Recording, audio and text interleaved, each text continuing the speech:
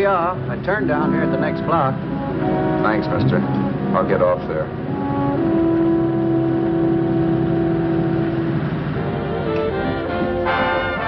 Want anything else? No. Hey, you. Me? Yeah, you. Where you heading? East. Too bad. I thought if you was heading north, I might be able to help you out. I'm pushing the Salt Lake, and I don't like to ride alone at night. I'm one of those guys that got to talk or I fall asleep. Oh, sure. Now, my partner, he's got Lou to keep him company, but I ain't got nobody at all. Where you coming from? West. Yeah, sure, I know, but where, L.A.? Maybe. Got a cousin out in L.A. You don't say. Yeah, he's been out. You're not much of a talker, are you? My mother taught me never to speak to strangers. Oh, a wise guy. So what? Okay, don't get sore. Just trying to be sociable, that's all. Hey, Glamorous. You change for a dime, will you?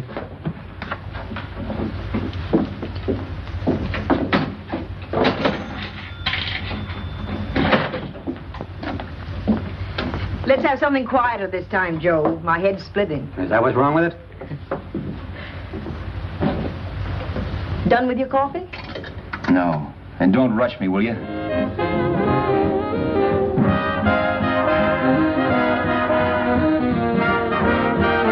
Hey, turn that off. Will you turn that thing off? What's eating you now? Yeah, what's eating you? That music, it stinks. Oh, you don't like it, huh? No, turn it off. Oh, wait a minute, pal. That was my nickel, see?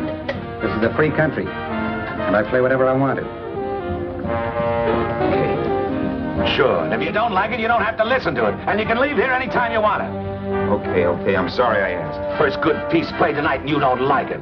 Some people just ain't got any good taste.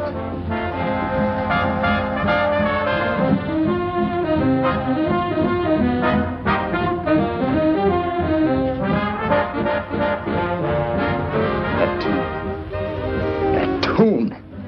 Why was there always that rotten tune? Following me around, beating in my head, never letting up. Did you ever want to forget anything? Did you ever want to cut away a piece of your memory or blot it out? You can't, you know. No matter how hard you try. You can change the scenery. But sooner or later, you'll get a whiff of perfume or somebody will say a certain phrase or maybe hum something. Then you're licked again. I can't believe that you're in love with me. I used to love that song once. So did the customers back in the old Break of Dawn Club in New York. I can't remember a night when I didn't get at least 3 requests for it. Sue, she was always selling it too. Those were the days.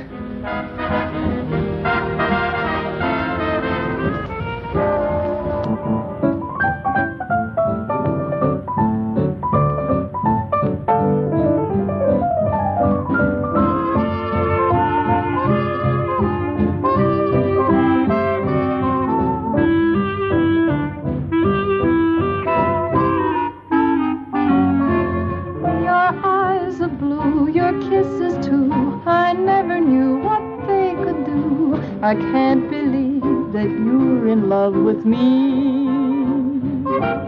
You're telling everyone you know that I'm on your mind each place you go. They can't believe that you're in love with me. I have always placed you far above me. I just can't imagine that you love me.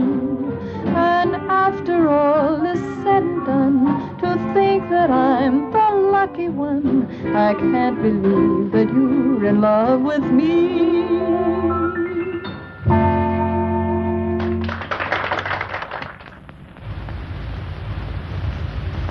It wasn't much of a club, really. You know the kind. A joint where you could have a sandwich and a few drinks and run interference for your girl on the dance floor.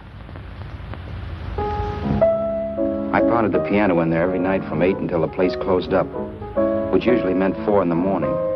A good job as jobs went in those days. Then, too, there was Sue, who made working there a little like working in heaven. But how we felt about each other, well, there was nothing very unusual in that. I was an ordinary healthy guy, and she was an ordinary healthy girl, and when you add those two together, you get an ordinary healthy romance, which is the old story. Sure, but somehow, the most wonderful thing in the world.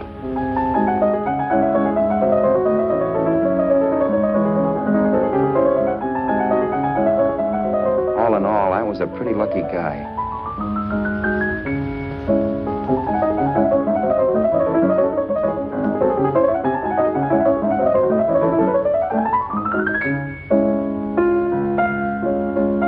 Mr. Paderewski, I presume. It's beautiful.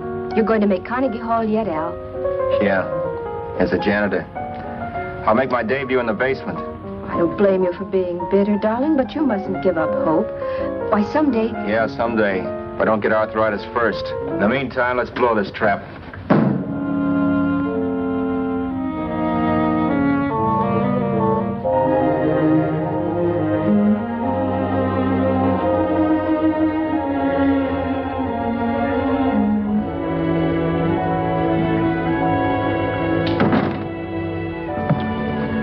Like to get something to eat, hon? Oh, I don't think so, Al.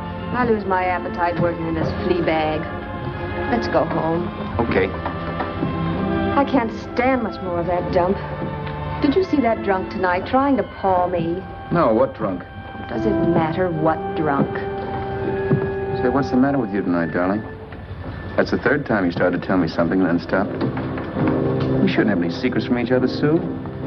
Next week we're going to make with the ring and the license. You and me will be a team. Yes, that's right. In the Bush League. I don't get you. We've been struck out. It's a funny way to talk, darling. Don't you want to marry me?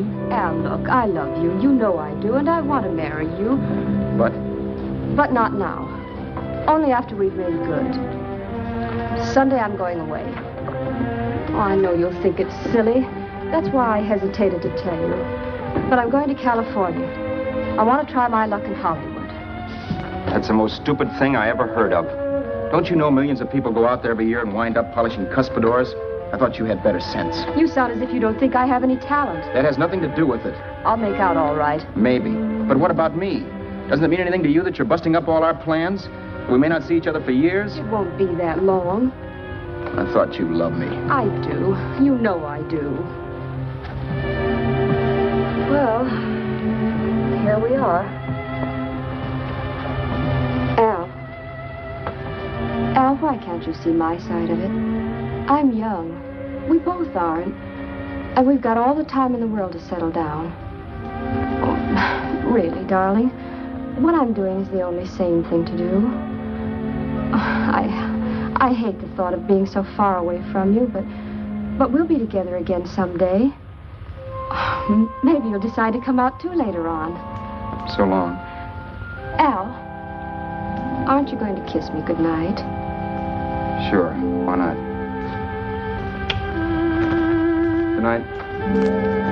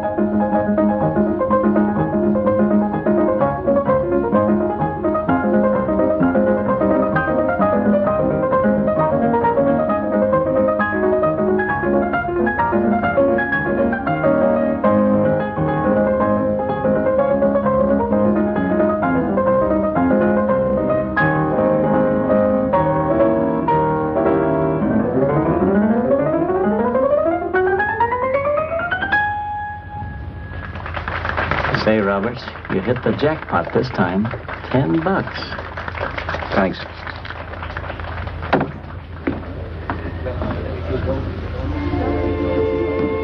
So when this drunk handed me a 10 spot after a request, I couldn't get very excited. What was it, I asked myself? A piece of paper crawling with germs. It couldn't buy anything I wanted. It couldn't... Then I thought of something.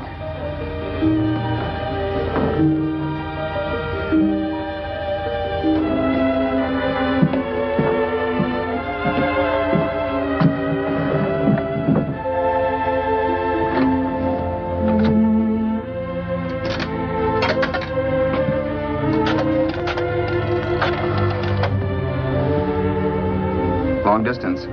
I'd like to put a call through to Los Angeles. Miss Harvey. Sue Harvey, Harvey. The number is Crestview 65723.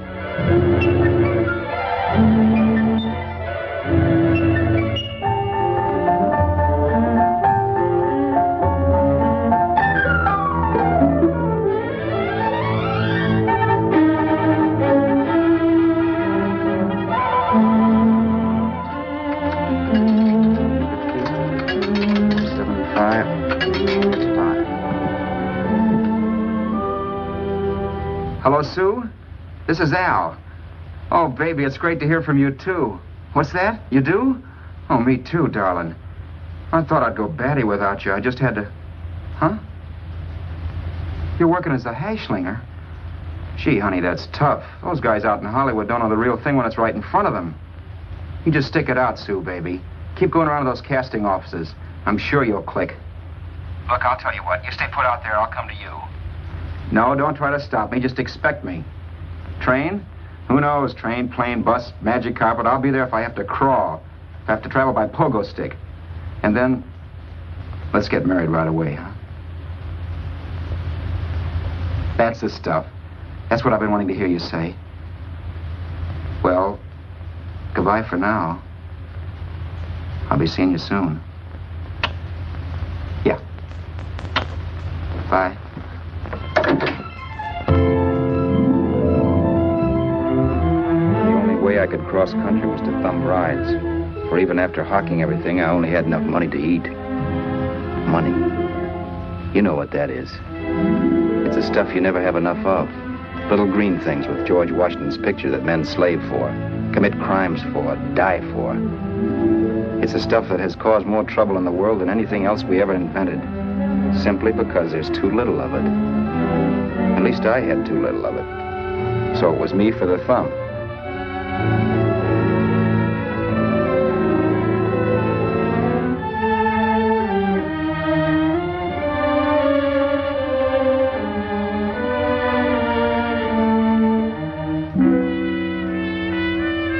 Ever done any hitchhiking? It's not much fun, believe me. Oh, yeah, I know all about how it's an education, how you get to meet a lot of people and all that. But me, from now on, I'll take my education in college, or in PS 62, where I'll send $1.98 in stamps for 10 easy lessons.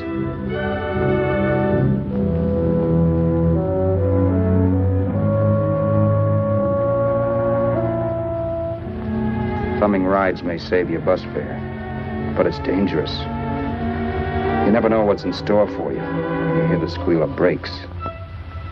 If only I had known what I was getting into that day in Arizona. Here, throw that in the back seat.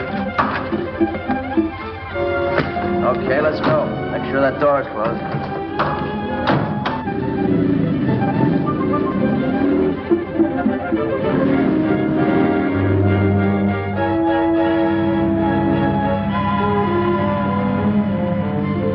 You know, Emily Post ought to write a book of rules for guys thumbing rides. Because as it is now, you never know what's right and what's wrong. We rode along for a little while, neither one of us saying anything. I was glad of that. I never know what to say to strange people driving cars. Then, too, you can never tell if a guy wants to talk. A lot of rides have been cut short because of a big mouth. So I kept my mouth shut until he started opening up. Hand me that little box in the compartment, will you, pal? Hold the wheel, will you?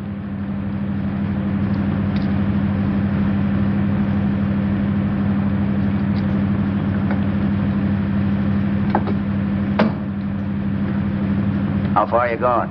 L.A. Well, you're really traveling, aren't you? Yeah, but I don't expect to make it for a couple of years at the rate I've been promoting rides. Not much luck, huh? Sure, all bad. Not many people stop for a guy these days. Afraid of a stick-up, maybe. Well, you can't blame them. Where you coming from? New York? Well, New York. You're in luck this time. I'm going all the way. Right through to Los Angeles. You drive a car? Sure. Whenever you're tired, let me know. I'll holler. I guess at least an hour passed before I noticed those deep scratches in his right hand. They were wicked. 3 puffy red lines about 1/4 of an inch apart. He must have seen me looking at them because he said, Beauties, aren't they? They're gonna be scars someday. What an animal. Whatever it was, it must have been pretty big and vicious to have done that. Right on both counts, New York. I was tussling with the most dangerous animal in the world. A woman. She must have been Tarzan's mate. Looks like you lost the bob. Certainly wasn't a draw. You know, there ought to be a law against dames with claws. Yeah. I tossed her out of the car in her ear. Was I wrong? Give a lift to a tomato, you expect her to be nice, don't you? Yeah. After all, what kind of a dame's son rides? Sunday school teachers? Yeah. A little witch. She must have thought she was riding with some fall guy. And me, who's been booking horses around racetracks since I was 20. I've known a million dames like her. 2 million. Yeah. Stopped the car, opened the door. Take it on the Arthur Duffy sister, I told her. That's the stuff. As that was done, huh? But if you want to see a real scar, brother, get a load of this. Wow. I got that one dueling. Dueling? Yeah, we're just kidding, of course. My dad owned a couple of Franco-Prussian sabers. Kept them on the wall for decorations. Well, one day, another kid and I took them down. When the old man wasn't around, had a duel. He got me in the arm here. Pretty mean cut. Infection set in later. Yeah, I can see that. Now, give me that box again, will you? Yeah.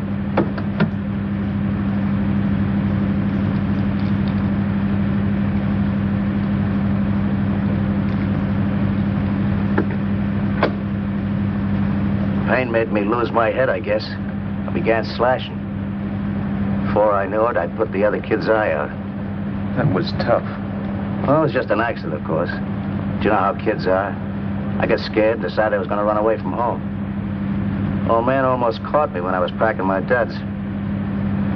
The bloody rag I had wrapped around my wrist hadn't caught his attention. You'd seen the bundle for sure. But I beat it when he was phoning for a doctor. That was 15, 16 years ago. I haven't been home since. Pull in there for a bite or something, huh? a bite or something. Brother, was I hungry. I hadn't had anything in my stomach for hours. Yet even with that gnawing in the pit of my belly, I didn't want to be in too big a rush to put on the feed bag. First, I had to make sure this guy knew the score. If I got him down on me, goodbye ticket to Hollywood. I'll wait out here for you, mister. If it's the money, don't worry about paying for it. This time it's on me. Well, that's what... Haskell, think nothing of it. You make your first million, maybe you can do the same for me. Come on, New York. I gotta make the West Coast by Wednesday. There's a horse running at Santa Anita named Pirate Bicycle. Means sell to me if I'm on him. We'll make it all right. He did most of the talking during the half hour we were in the place. I ate. He rambled on about his old man, whom we hadn't heard from since he ran away as a kid. Now he happened to become a bookie. And then all about how he got rooked in Miami. One race, 38 grand. They cleaned out my book. How do you like that? That was tough luck. Yeah, and I'm supposed to be the smart guy. Well, you just wait. I'm going back to Florida next season with all kinds of jack. And you watch those stinkers run for cover. Want anything else? No, thanks. I've had plenty.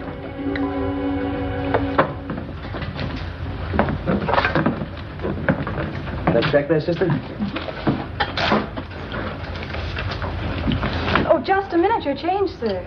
Keep it, sister. Oh, thank you, sir. Call again. I'll be waiting outside for you when you finish work. Sharp check, huh?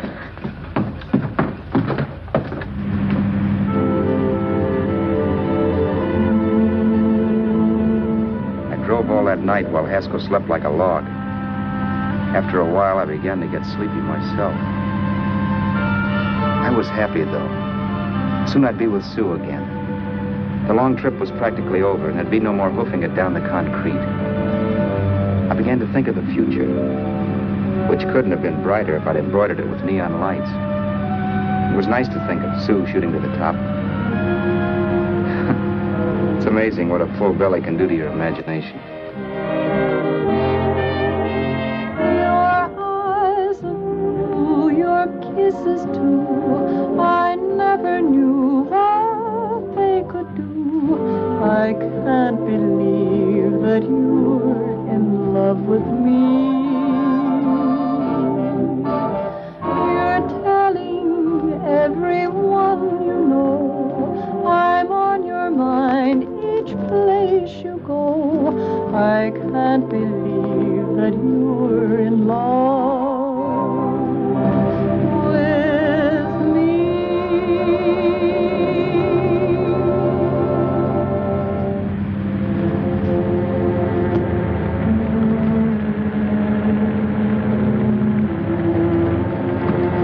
Mr. Haskell? Mr. Haskell?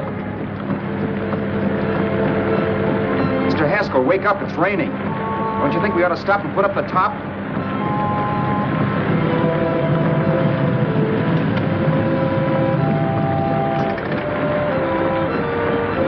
Mr. Haskell, I'm going to put up the top.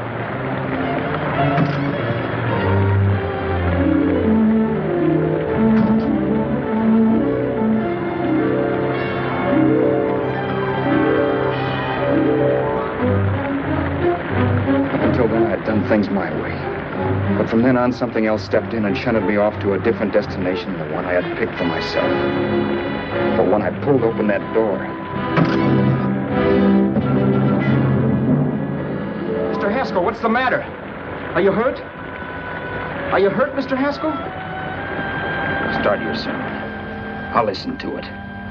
But I know what you're going to hand me even before you open your mouths. You're going to tell me you don't believe my story of how Haskell died and give me that don't make me laugh expression on your smug faces. I saw it once he was dead, and I was in for it. Who would believe he fell out of the car? Why, if Haskell came too, which of course he couldn't, even he would swear I conked him over the head for his dough. Yes, I was in for it.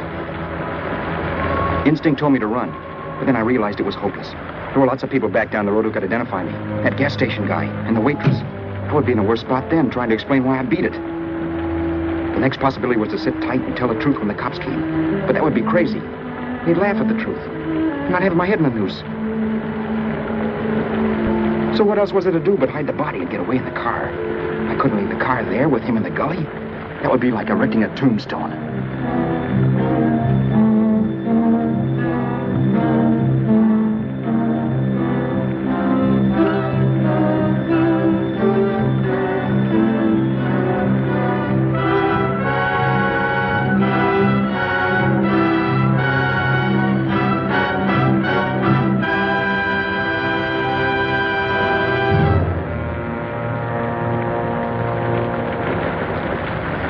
My idea was to cover him with brush, not to rob him.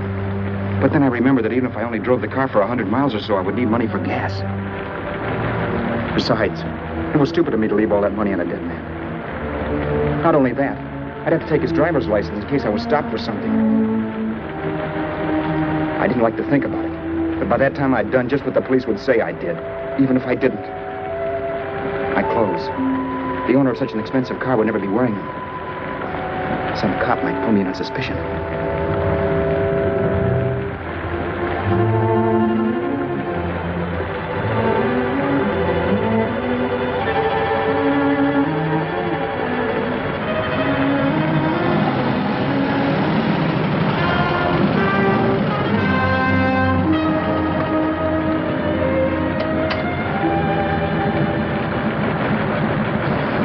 Hey, you, this your car? Don't you know better than to leave a car with the wheels halfway in the middle of the road? That's the way accidents happen. I'm sorry, officer. I was just putting up my top. I didn't think. Well, the next time, think. I'll let you go now, but watch your step in the future. I know that's a lonely stretch, but cars come by here once in a while, and we have plenty of crack-ups. Thanks, officer.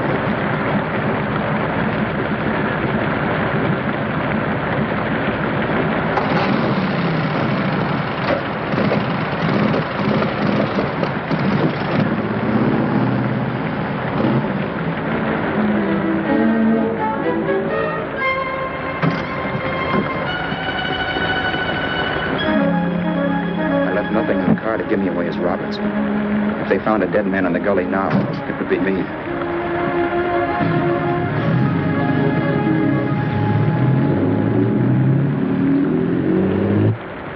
As I drove off, it was still raining, and the drops streaked down the windshield like tears. I kept imagining I was being followed and that I could hear sirens back in the distance. Just how long it took me to cover the 60-odd miles to the California state line, I don't know.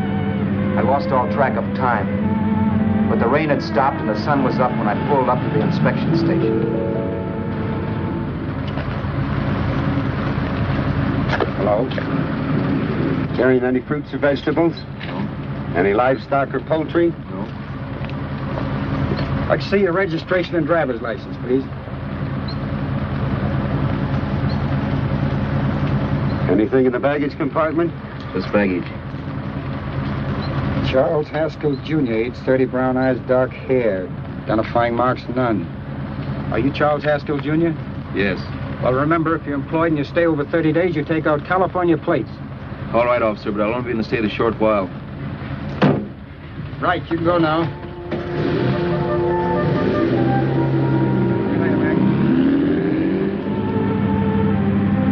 I couldn't drive any farther without some sleep. Cops or no cops, I knew I had to hit the hay and hit it hard.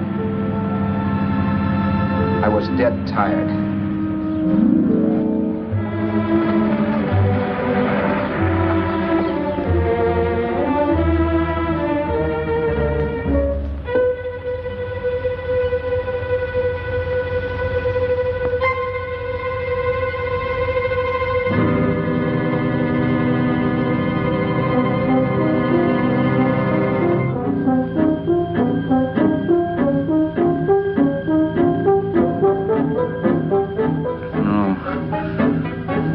Mr. Haskell.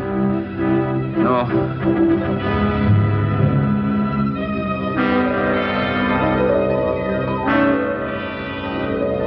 Mr. Haskell, you can't die. I think I did it.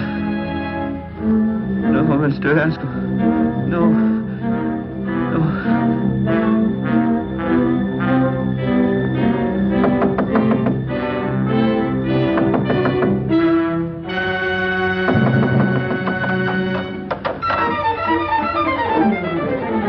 Who's there? It's the maid. Can I come in and clean? Later. In a half hour. All right, sir.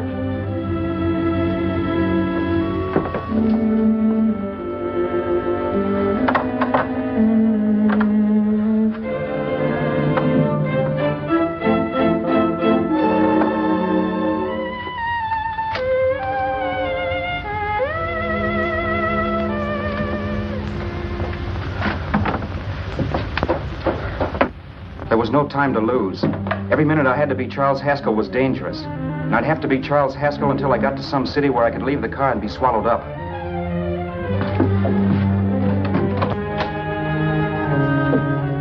That meant driving the car as far as San Bernardino, maybe even to Los Angeles. In a little town I might be noticed, but in a city I should be safe enough. Then, after I ditched the car, I could go on to Sue. But those 5 minutes at the state line made me realize it might be a good idea to find out a little bit about Mr. Haskell.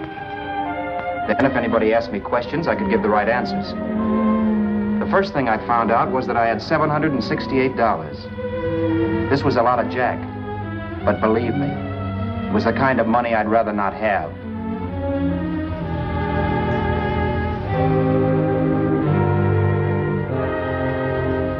And then I found out from a letter Haskell was carting around in his bag that he wasn't the open-handed, easygoing big shot who went around buying dinners for strange hitchhikers. Before I got done reading it, I saw him more as a chiseler. It was written to his old man in California, the one he hadn't seen in so many years. In it, Haskell posed as a salesman of hymnals, of all things.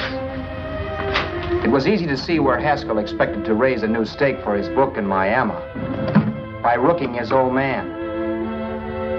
That was about all I found out from his effects, and it was enough. I told myself, maybe old man Haskell was lucky his son kicked off. He would never know it, but it saved him from taking a flyer in sacred literature preferred.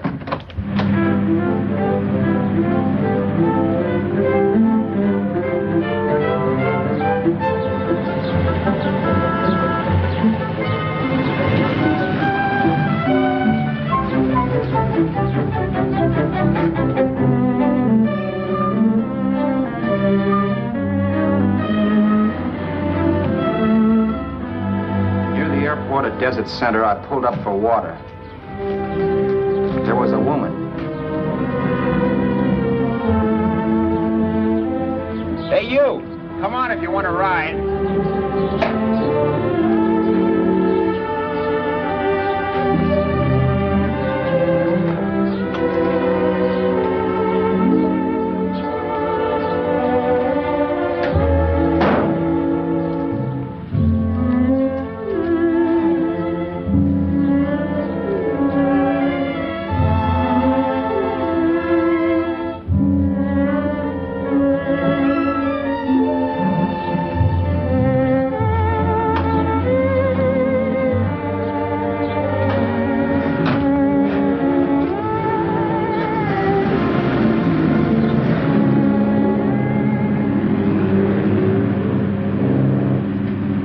How far are you going? How far are you going? That took me by surprise, and I turned my head to look her over. She was facing straight ahead, so I couldn't see her eyes. But she was young, not more than 24. Man, she looked as if she'd just been thrown off the crummiest freight train in the world. Yet, in spite of this, I got the impression of beauty. Not the beauty of a movie actress, mind you, or the beauty you dream about when you're with your wife, but a natural beauty. A beauty that's almost homely because it's so real. Then suddenly she turned to face me. How far did you say you were going? Los Angeles. L.A.? L.A.'s good enough for me, mister. That's what I was afraid of. What'd you say? Oh, nothing, just thinking out loud. People get in trouble for doing that. What's your name? You can call me Vera if you like. You live in Los Angeles? No. Where are you coming from? Oh, back there. Needles? No. Oh, sure, Phoenix. You look just like a Phoenix girl. Are the girls in Phoenix that bad? The girl must have been pretty tired, because she fell asleep not 20 minutes after she stepped into the car. She lay sprawled out with her head resting against the far door, like Haskell. I didn't like that part of it much, but I didn't wake her up. It wasn't that this girl still worried me. I'd gotten over that funny feeling I had when she looked at me, which I put down as just my jangled nerves. With her eyes closed and the tenseness gone out of her, she seemed harmless enough. And instead of disliking her, I began to feel sorry for her. The poor kid probably had had a rough time of it. Who was she anyway? And why was she going to Los Angeles? And where'd she come from in the first place? The only thing I knew about her was her name. Not that it made any difference. A few hours more and we'd be in Hollywood. I'd forget where I parked the car and look up Sue. This nightmare of being a dead man would be over. Who this dame was, well, it was no business of mine. Where did you leave his body? Where did you leave the owner of this car? You're not fooling anyone. This buggy belongs to a guy named Haskell. That's not you, mister. You're out of your mind. That's my name, Charles Haskell. I can prove it. It's my driver's Save license. yourself the trouble, mister. Having Haskell's wallet only makes it worse. It just so happens I rode with Charlie Haskell all the way from Louisiana. He picked me up outside of Shreveport. You rode? You heard me. Then it all came back to me. All the talk about dueling and scars and scratches. There was no doubt about it. Vera must be the woman Haskell had mentioned. She must have passed me while I slept. Well, I'm waiting. My goose was cooked. She had me. That Haskell guy wasn't dead yet. He wasn't stretched out stiff and cold in any Arizona gully. He was sitting right there in the car, laughing like mad while he haunted me. Well? There was nothing I could say. It was her move. Vera, whatever her name was just my luck picking her up on the road. It couldn't have been Helen, or Mary, or Evelyn, or Ruth. It had to be the very last person I should ever have met. That's life. Whichever way you turn, fate sticks out a foot to trip you.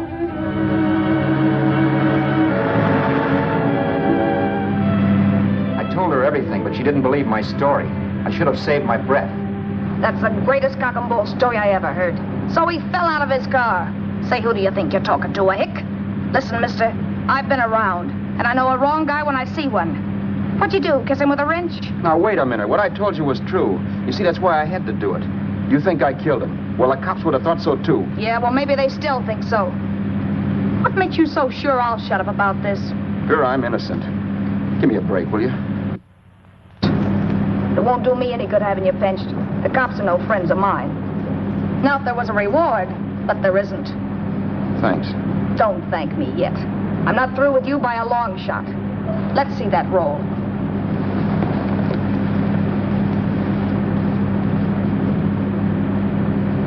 Is that all Haskell had? Isn't it enough? No, I thought he had more. Not that I know of. You can search me. You think I'm holding out on you? Well, maybe I will at that.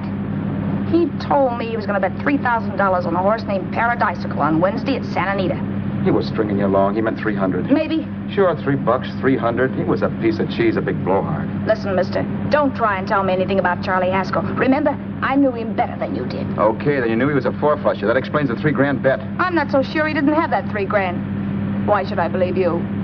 You got all the earmarks of a cheap crook. Now, wait a Shut minute. up. You're a cheap crook and you killed him. For 2 cents, I'd change my mind and turn you in. I don't like you. All right. Don't get sore. I'm not getting sore. But just remember who's boss around here. If you shut up and don't give me any arguments, you'll have nothing to worry about. But if you act wise, well, mister, you'll pop into jail so fast it'll give you the bends. I'm not arguing. Well, see that you don't. You know, as crooked as you look, I'd hate to see a fella as young as you wind up sniffing that perfume that Arizona hands out free to murderers. I'm not a murderer. Of course you're not. Haskell knocked his own head off. He fell, that's how it happened, just like I told you. Sure, and then he made you a present of his belongings. I explained why I had to do that. Doesn't make a difference one way or another. I'm not a mourner. I liked Haskell even less than I like you. Yeah, I saw what you did to him. What do you mean? Well, scratches on his wrist. Sure, I scratched him. I'll say you did. So your idea was to drive the car a little way, maybe into San Bernardino, and then leave it. You weren't going to sell it? Sell it? You think I'm crazy? Somebody else's car? See, all I want to do is leave it somewhere and forget I ever saw it. Not only don't you have any scruples, you don't have any brains. I don't get you. Maybe it's a good thing you met me. You'd have got yourself caught, sure. Why, you dope. Don't you know a deserted automobile always rates an investigation?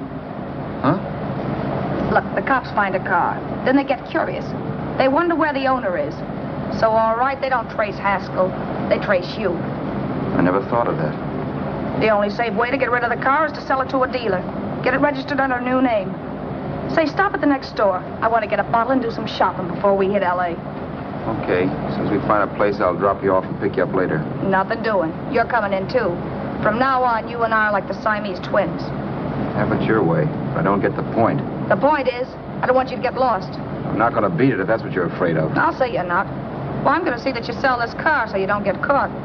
Thanks. Of course, your interest wouldn't be financial, would it? You would want a small percentage of the profits. Well, now that you insist, how can I refuse? 100% will do. Fine. I'm relieved. I thought for a moment you were going to take it all. I don't want to be a hog. A few hours later, we were in Hollywood. I was recognizing places Sue had written about. It struck me that far from being at the end of the trip, there was a greater distance between Sue and me than when I started out. Vera wasn't kidding with that Siamese twins crack. She rented a little apartment as Mrs. Charles Haskell. When I objected to this, she explained that it was on account of the car. A dealer might think something was funny if he called and found we were using different names.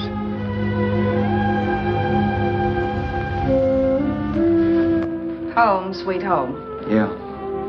Not bad either.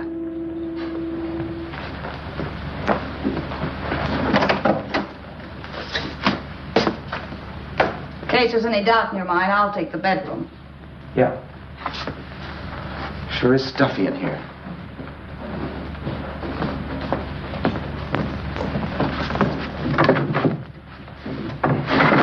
Keep the window shut. Okay. The old crow downstairs said there's a folding bed behind this door.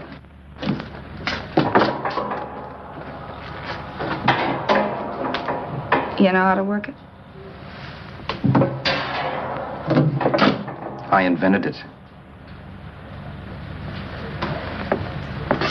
Some joint. One can't have everything.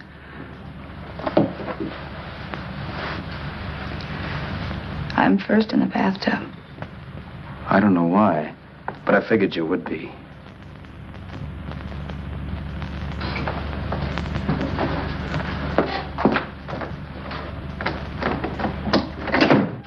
Boy, oh boy. It sure feels good to be clean again. I must be 10 pounds lighter. You must be. Well, hitching rides isn't exactly the way you keep your schoolgirl complexion. I wish that guy with the sax would give up. Gets on my nerves. Forget it. Have a drink. Aren't you afraid I might take you up on it? If I didn't want to give you a drink, I wouldn't have offered it. Why be a sorehead, Roberts? You got yourself into this thing. You should be grateful I'm not turning you in. Why, if I wasn't regular, you'd be in the pen this minute, being photographed, fingerprinted, and being pushed around by the cops. So cheer up. Get rid of that long puss. Or is your conscience bothering you?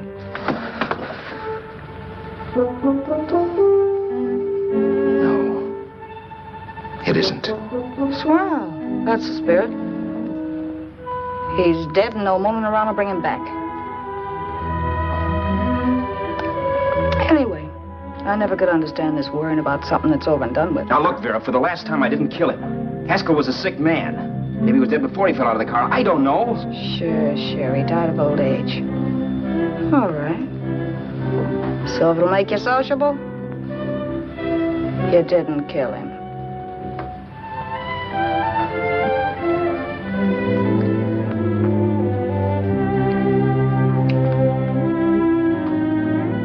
Thanks.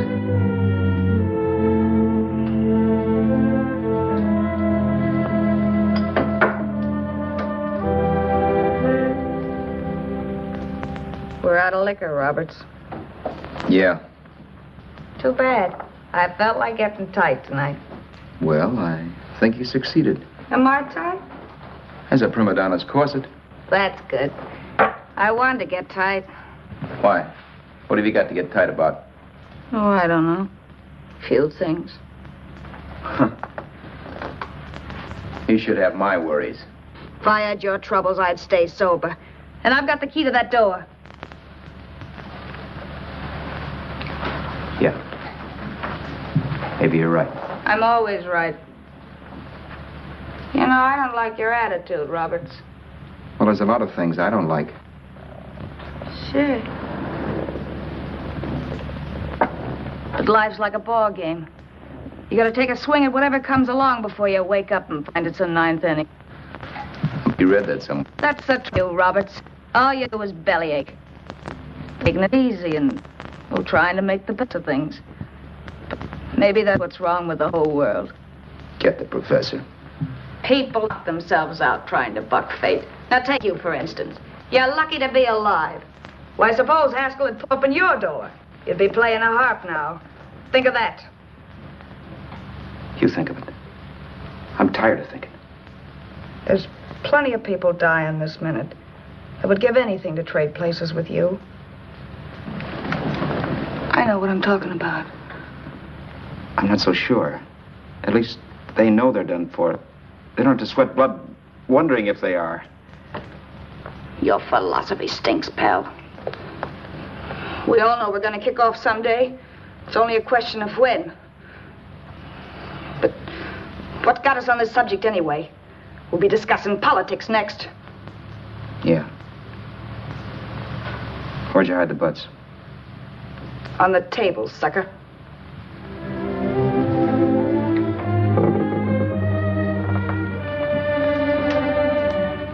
We bored each other with conversation for a couple of hours longer. Every 5 minutes, one of us was wishing we had another bottle or a radio or something to read. Then finally, we ran out of chatter. I know it's only 11 o'clock, but I want to get up early and make the rounds of the used car lots. No hurry about that. We got all the time in the world. Maybe you have, but if you think I want to stay cooped up in this place any longer than I have to, you're batty. It's not a bad place. Pay plenty for diggings like this in New York. I wouldn't like it if it was the Ritz.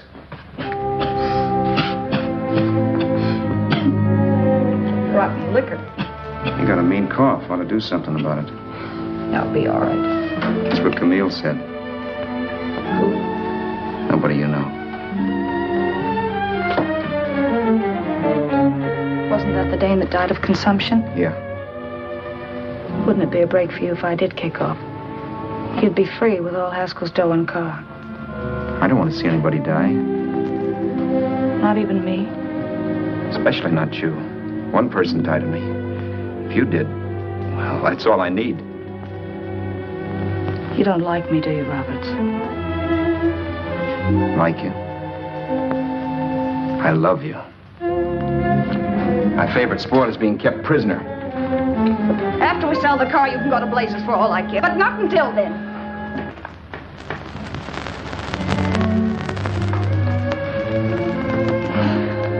I'm going to bed.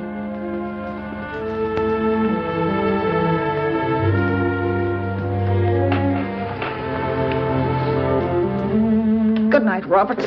Don't try and sneak away during the night. All the doors are locked. Anyway, if I find you gone in the morning, I'll notify the police. They'll pick you up. Don't worry, I know when I'm in a spot. Well, good night. I hope that portable rack isn't too uncomfortable for you. Don't lose any sleep over it, will you, Vera?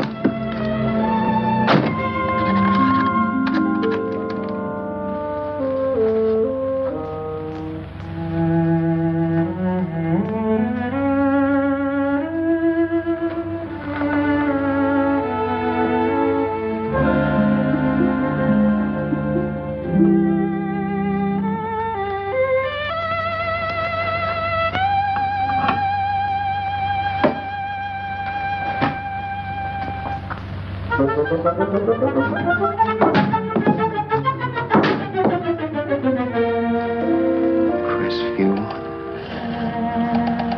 6, 5, 7, 2, 3. Hello? Hello? Hello? Hello?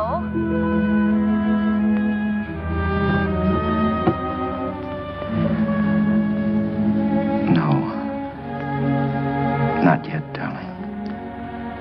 Tomorrow. Maybe. If this were fiction, I would fall in love with Vera, marry her, and make a respectable woman of her. Or else she'd make some supreme Class A sacrifice for me and die. Sue and I would bawl a little over her grave and make some crack about there's good in all of us. But Vera, unfortunately, was just as rotten in the morning as she'd been the night before. All right, I'm coming. Look, Vera, it's almost noon. So what?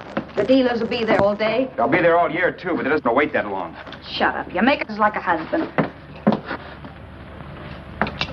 Well, do I rate a whistle? You sure do, but let's go. Let's go.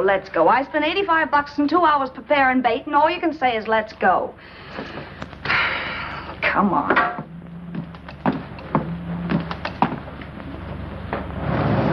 We passed a few used car lots last night down this way. What do you think we can get for this heap? I don't know. Plenty. You let me handle everything. Think we can get $2,000? I don't know, but don't worry. I'll squeeze as much out of this guy as I can. If I let it go cheap without a fight, he might think we've stolen the car. And listen, don't make any slips and call me Roberts. That'll cook us. I don't need you to tell me that. You better just sit by and keep your mouth closed. Remember, we're both in the soup if anything happens. Forget it and drive. You're my wife, Vera Haskell. Look, after the deal's closed, let's go back to that place on Hollywood Boulevard where I saw the fur jacket. I want to buy it. After the deal's closed, I'm saying goodbye to you. That's right, I forgot. I guess I'm getting kind of used to you. Well, that's a habit you could start breaking. Let's try this place in the middle of the block.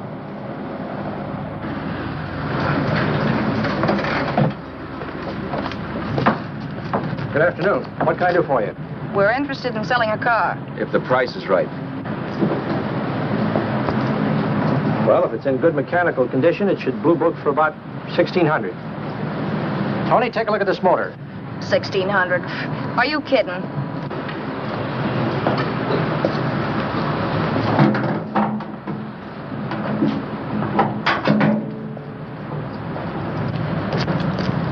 Well, maybe 1850. Before I let it go for 1850, I'll wreck it and collect the insurance first.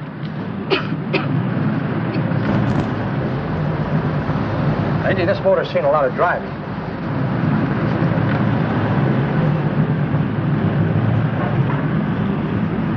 Well, the mechanic inspected the car. We haggled. At last, when we were all worn out, we hit a compromise. His price.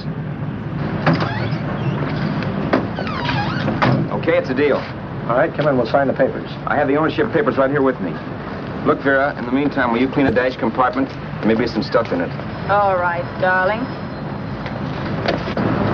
$1,850. That dirty crook.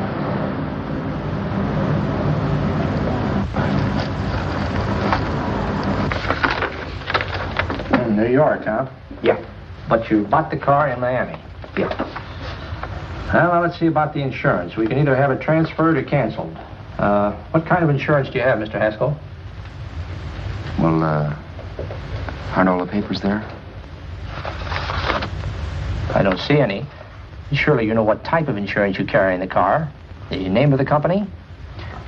Yeah, but, Well, if you'll just tell me the name of the company, I'd be very glad to take care of all the details. well, Did you sign the papers yet? not yet. Well, don't. We're not selling the car. Well, wait a minute, Mrs. Haskell. Come on, darling. What's the matter? Change your mind? Yes, I'm sorry. I guess I have. But, Vera... Let's go.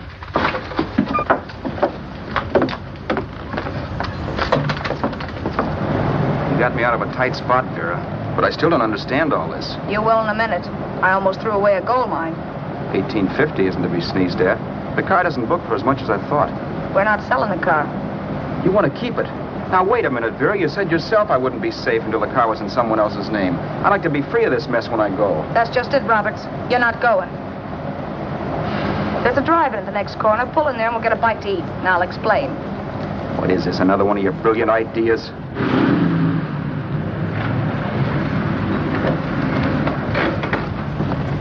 Oh, I take your order? Make mine a ham sandwich and coffee.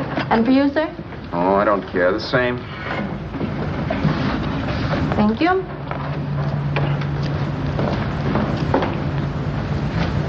Get this, Vera. I've been pretty patient so far. I've done everything you asked me to do, but no more. Shut up. You've taken Haskell's money. You can have the dough we get from selling the car, but you're not going to keep me a prisoner. It's a good thing I bought the paper. Take a look at that. Vera, I'm in no mood. Read that.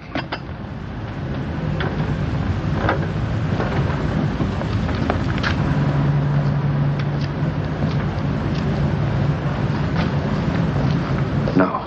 Yes. No, I won't do it. Yes, you will. You think I'm crazy? It's impossible, I tell you. Excuse me.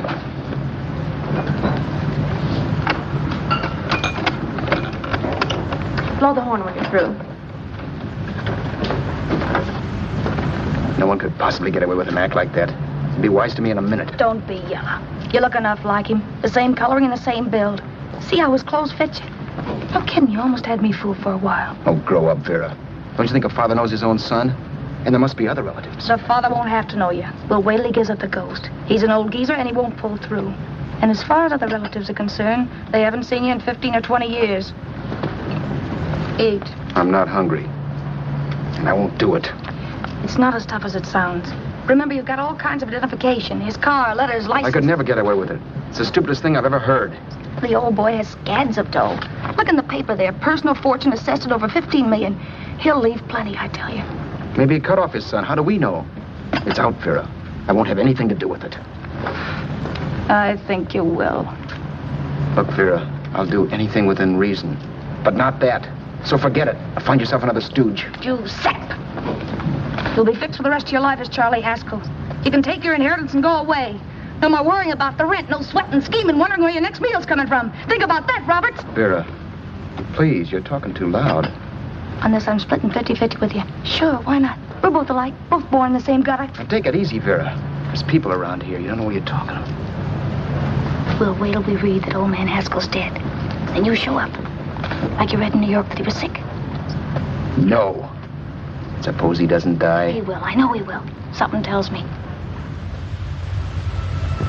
But as much as I insisted I would have no part of her scheme, Vera was taking it for granted I would. Neither of us had our mind on the cards as we played that night. I knew we were just trying to kill time between newspaper editions. This was a death watch for Vera. Maybe it was for me, too. Don't you realize if I'm caught, they'll want to know where I got the car and stuff, and they'll have me on a murder charge. If you're smart, you won't get caught. I knock for 7. And if I'm caught, don't you realize you'll be out, too? 18 points. That gives me 30. How will I be out? You'll be out $1,850 we would have gotten on the car. Really, Vera, you'd be an awful chump if you threw away all that dough on a dizzy long shot. Let me sell the bus tomorrow. With the money it'll bring and what you've already got, a clever kid like you can run it up in no time. Then we'd both be in the clear. I'll be in the clear anyway. Maybe. But if I got caught, I'd get good and sore at you, you know. You mean you'd squeal?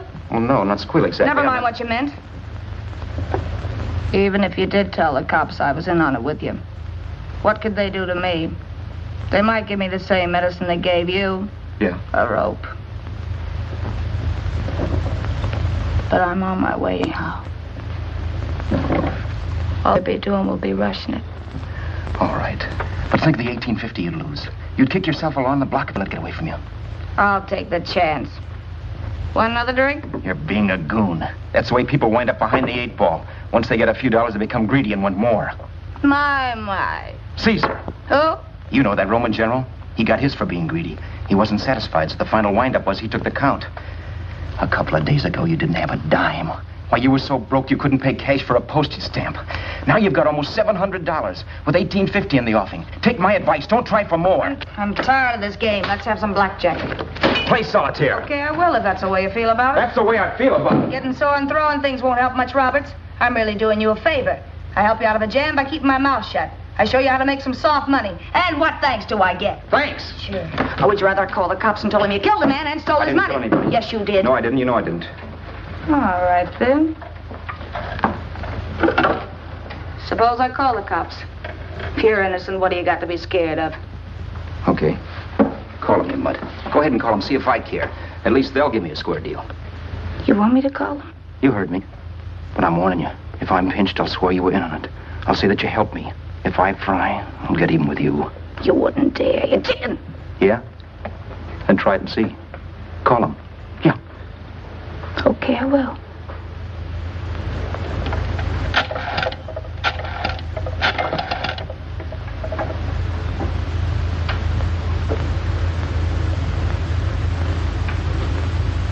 Information? I want the number of the Hollywood police station. Okay, I got it. Thanks. Wait a minute, Vera. You wouldn't do that. Well, wouldn't that? And I'll show you if I would. Take it easy now. Let's talk this over. This was early in the evening, and the conversation, while hectic, was at least pitched low. But as the minutes passed, and more obstacles to her plan popped into my head, the air got blue. Each word coming from our lips cracked like a whip. I reminded her that as Charles Haskell, I didn't even know my mother's name, where I'd gone to school, the name of my best friend, whether I had an Aunt Emma or not, my religion, and if I'd ever owned a dog. I didn't even know what my middle initial stood for. I also pointed out that the real Haskell had a scar on his forearm. His people never saw that scar. He told me he ran away right after putting out the kid's eye. Yeah, but his father knew he was cut. It'd have to be some kind of a mark. So what? The old man's dead, or will be. I hope by tomorrow morning's papers. Anyway, you could cut yourself a little, couldn't you?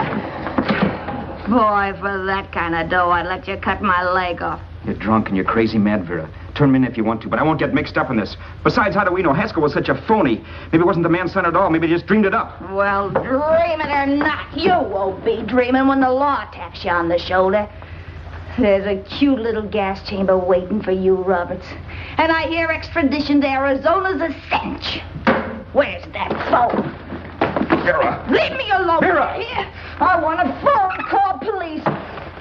I hate you, yellow stinker. You leave me alone. I'll let you alone when you promise to leave the phone where it is. You're drunk. You don't know what you're doing. You're hurting me. Will you promise? All right.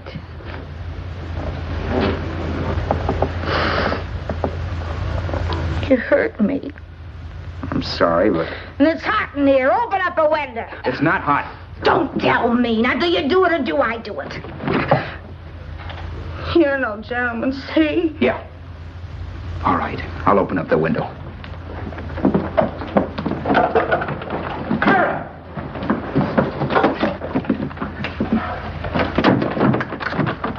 open the door. Please open the door. Vera, open the door. Don't use the phone. Listen to me. I don't like you, Roberts. You're no gentleman, see? You hurt my hand, and I'm going to get even with you. If you don't open the door, I'm going to kick it down, Vera. Vera, don't call the cops. Listen to me. I'll do anything you say. Vera, let me in. I'll break the phone.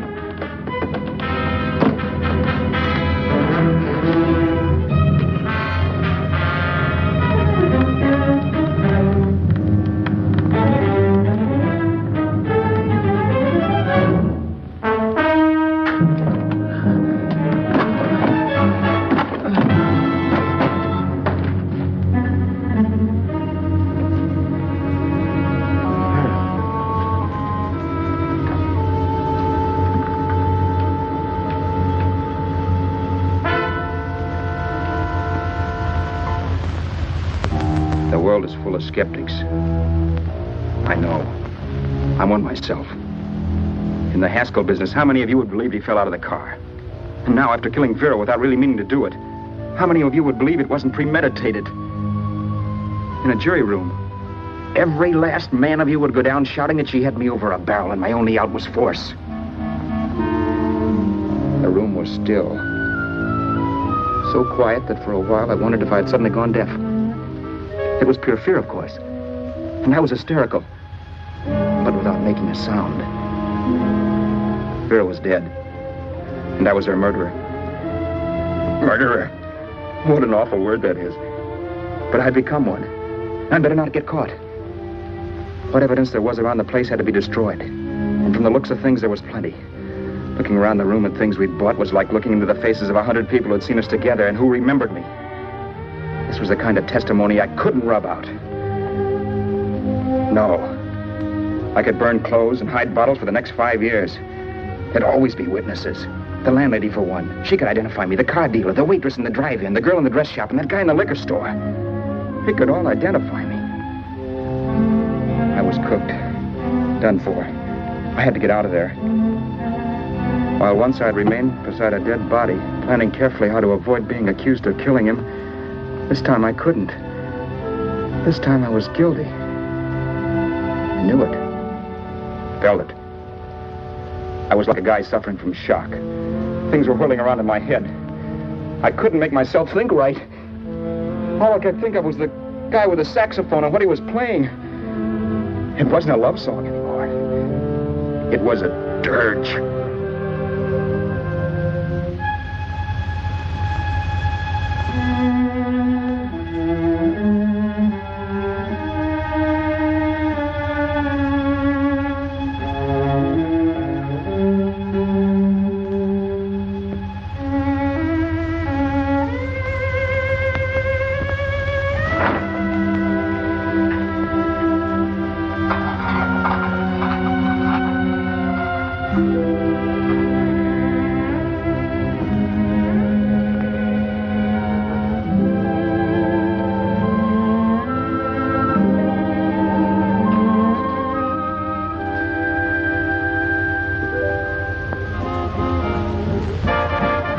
Problems weren't solved. I had to stay away from New York for all time because Al Roberts was listed as dead and had to stay dead. And I could never go back to Hollywood. Someone might recognize me as Haskell. Then, too, there was Sue. I could never go to her with a thing like this hanging over my head.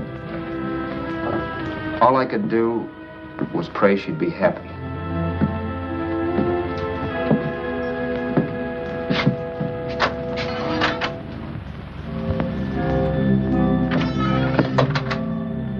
I was in Bakersfield before I read that Vera's body was discovered, and that the police were looking for Haskell in connection with his wife's murder. Isn't that a laugh? Haskell got me into this mess, and Haskell was getting me out of it. The police were searching for a dead man. I keep trying to forget what happened, and wonder what my life might have been if that car of Haskell's hadn't stopped. But one thing I don't have to wonder about. I know. Someday a car will stop to pick me up that I never thumbed.